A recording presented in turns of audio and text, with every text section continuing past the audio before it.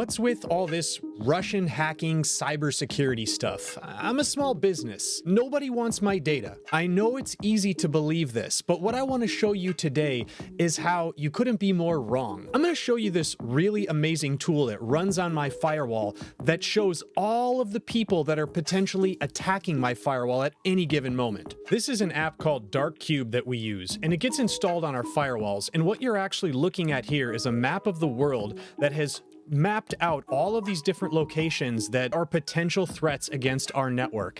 And you can see this is coming from all kinds of different locations all over the world, and they're rating it based upon the severity of each one of these potential threats.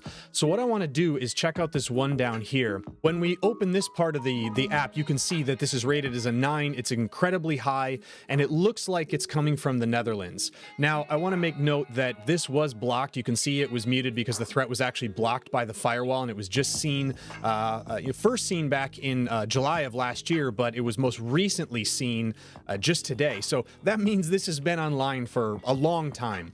And you can see here there was about 80 bytes of traffic that was downloaded. So what's really fascinating about this is that this wasn't somebody necessarily coming in and trying to attack my firewall. This was somebody in my network, a user of mine that did something, that connected to something, and it almost downloaded something that could have been malicious to my network.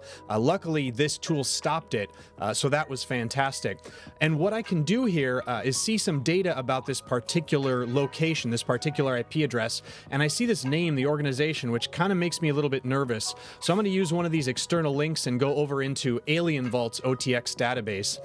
And now that I see that and I've got some more information, it looks like this is actually coming from the Russian Federation, which really kind of scares the hell out of me and underpins what I'm saying about how, regardless of what's going on, I'm a small business that Russia doesn't really care about, but I am still a potential attack. I'm still somebody who can be completely taken advantage of by these types of cyber attacks that are going on. As you can see here by the related tags, it's potentially scanning my ports. It's potentially setting up honeypots that a user of mine might try to, might click on or might go to and get duped, which would then bring a threat into my network and potentially deploy ransomware or some other kind of hack that could take control of my network. So I think this really underscores the importance of why you do need to care that just because you're a small business doesn't mean that you are not at risk of being attacked by what's going on today in Russia and the Ukraine.